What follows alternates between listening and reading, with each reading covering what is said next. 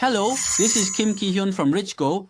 Today's broadcast is also very important. It is very important for the supply and demand data and transaction trend data to be presented subjectively. However, I mentioned this last week.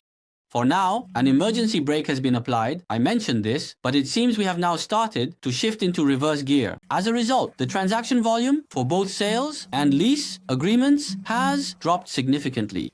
The market has dropped sharply and the supply and demand situation is not improving right now. Last week I mentioned that there was a sudden brake applied, indicating that there has been a sudden halt. Some people suggested that this might be due to the vacation season, asking why I am not considering the summer vacation. I will make sure to fact check this accurately. Let me explain using the sales, supply, and demand data from Seoul. Do you remember how hot the market was in 2021?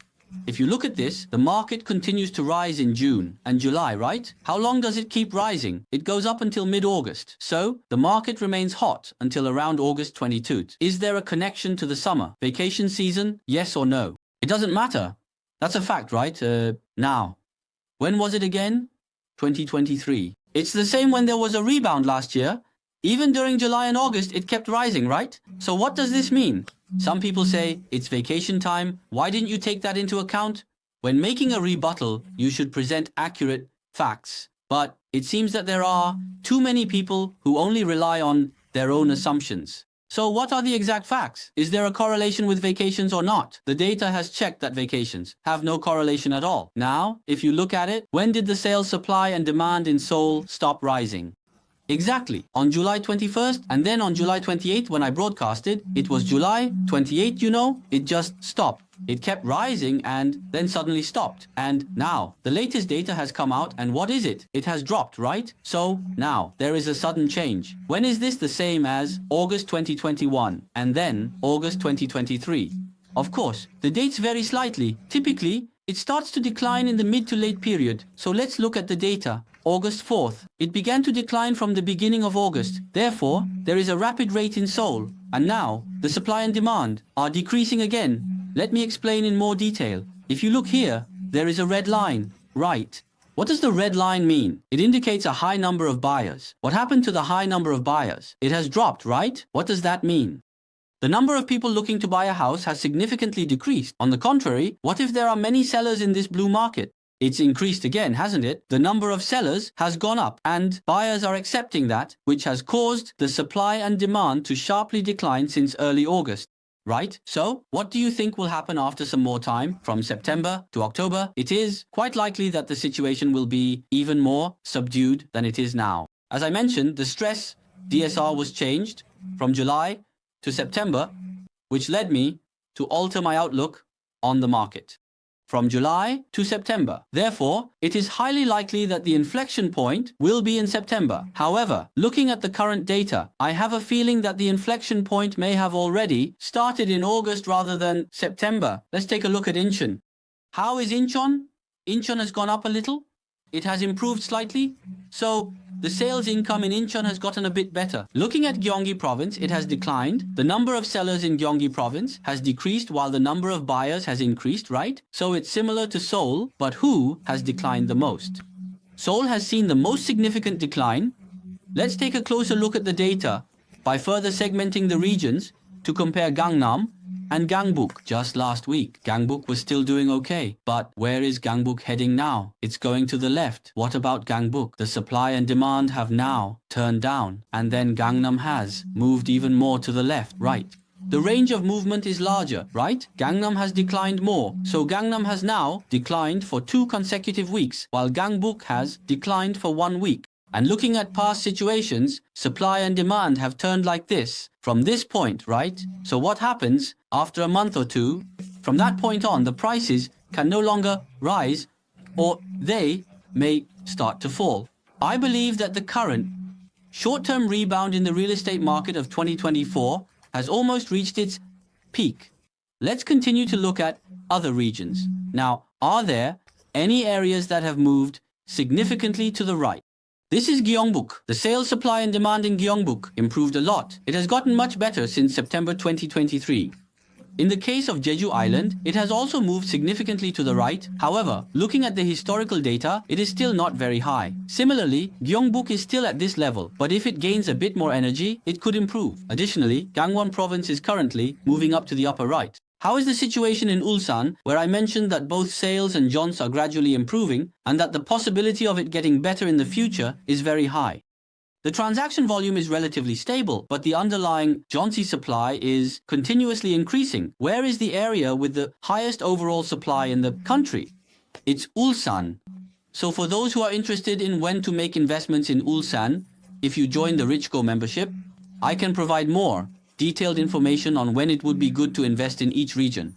I think it would be beneficial to join the membership. Now, as for Chongbuk, it has also moved to the right? The same goes for Jeonbuk. So it's gradually moving a little to the right. But if you look here, how are Daegu and Sejong doing? They are still plummeting downwards to the left, right. What does this mean? The worst places in the South Korean real estate market are Daegu and Sejong. How about Daegu? The supply and demand for Jeonse has also declined, and the sales supply and demand is not looking good either. What about Sejong? The sales and Jeonse supply and demand is still not great. So, after Daegu and Sejong, where are the next worst places for the Jeonse market and the sales market in South Korea? This is Busan. Then what about the areas on the left, Jeonnam and Gwangju? The sales market is not doing very well. However, since it is somewhat above, the rental market is not too bad. And the area on the far right is currently Seoul. Seoul is the best. And what about the regions above it, like Ulsan, North Jeolla, and Gangwon? If there are no new housing supplies in the future, these areas are likely to improve significantly. Now, we will look at transaction trend data, which is much more important than supply and demand data. To be precise, it's not just transaction volume, but transaction trend data. This will later be reflected in the transaction volume data, and it is much more shocking than the supply and demand data. Look, Seoul has turned down, right? Transaction volume decreased, sales and Jeonse transactions declined. The transaction volume has declined. The atmosphere in the metropolitan area, which is currently the best, has started to see a decrease in transactions. Let's take a look. Can you see how much it has decreased? It was rising like this and now it has dropped sharply. I will start looking at this from 2023. What do you think? It looks closer. As you can see, the transactions declined for 2 consecutive weeks. As you can see, what happened to the transactions that were bottoming out and starting to rise at the end of 2023 in January? They have now declined for 2 consecutive weeks. This is the first time we are seeing a decline for 2 weeks in a row. This phenomenon has just appeared in 2024. The transaction volume has been declining for 2 consecutive weeks now. Jeonse transactions are also no longer increasing. How about Gyeonggi province? Gyeonggi province has also seen a decline for 2 consecutive weeks. The Jeonse market has also declined. In Incheon, transactions decreased. The Jeonse prices are also quite similar. Looking at this, it was predicted that a turning point would appear in September, but the turning point has already begun in August. As the supply and demand worsens, the current transaction trends are also deteriorating. What happens when the transaction trends are not good?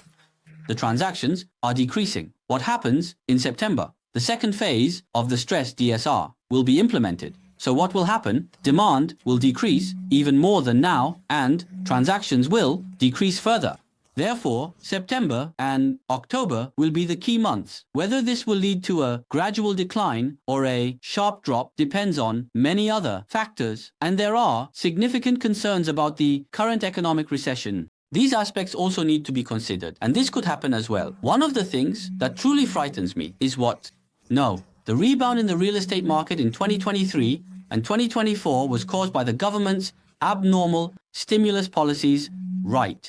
Is this something you rarely see on a regular basis? But you can do this. Again, for example, a turning point appears in September and a decline is seen again in October. But isn't it possible for the government to implement another stimulus plan in January or February of 2025? I think that could be the case. Then it would be different again. However, I find it difficult to do so. Why? Because what happened in 2024? There was a general election in 2024. Therefore, we need to ensure that the market does not collapse in any way, and the real estate PF issues have not been resolved yet. But now, they are also planning to address the real estate PF issues. And moreover, the government doesn't have much in reserve either. Therefore, starting from September or October 2024, if the supply and demand continue to decline like this, prices are likely to drop again after mid-September, which is after the Chuseok holiday, probably starting in October. And as I mentioned, what happens in October?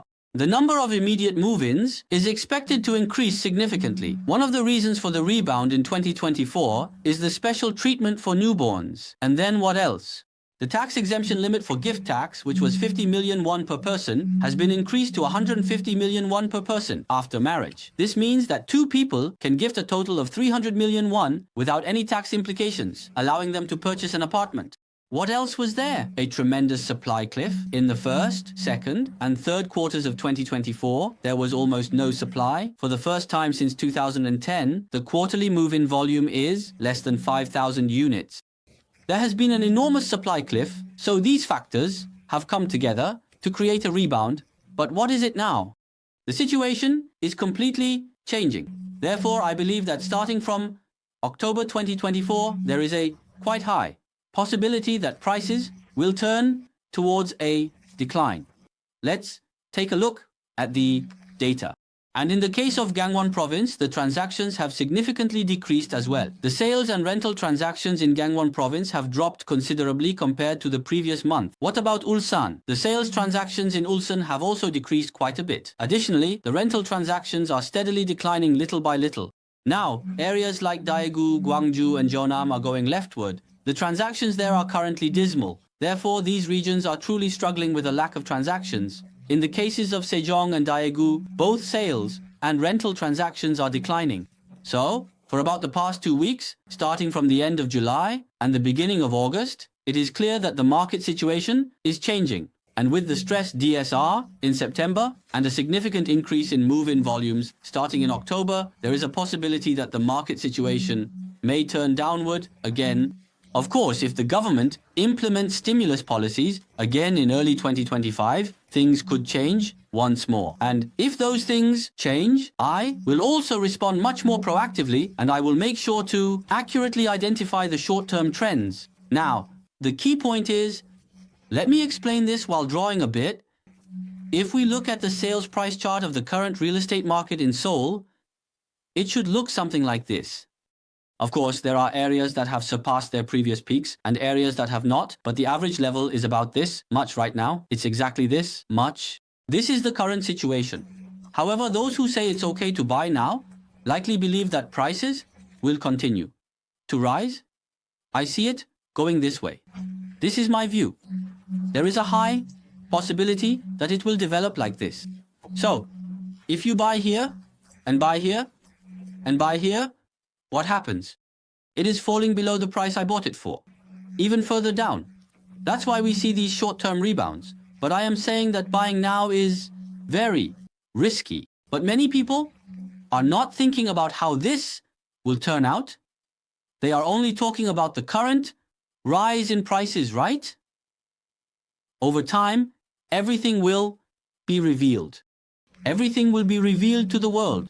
Therefore, depending on whether it goes to option 1 and rises or to option 2, the fate of those who have purchased apartments in recent months will be determined. Therefore, based on the data, I believe that prices are still quite high and have become overvalued to the point where it is difficult to buy. That is why I have not provided a buy signal here. And I absolutely do not think of those who made promises at that time as speculators or anything like that. I just feel sorry for them. Because originally it was difficult to buy a house, but the government is pushing people to buy homes by offering special mortgage programs, such as the special loan for newborns and even increasing the limits on the housing tax. How can people who need a house right now not buy one? However, the decision regarding my home is extremely important, and once I buy it, I should not just think about selling it in 10 or 20 years, but rather consider that I might be paying it off for 30 or 40 years. Therefore, I would like to emphasize once again that it is extremely important to buy when prices are low, below the knee. That is why I keep reiterating this point. I hope There are no misunderstandings regarding my sincerity. What I want is for you to make reasonable decisions based on data so that you can create a valuable life for yourselves. I will continue to play the role of a real estate navigation tool, helping many people make informed decisions about home buying and real estate based on data. Thank you.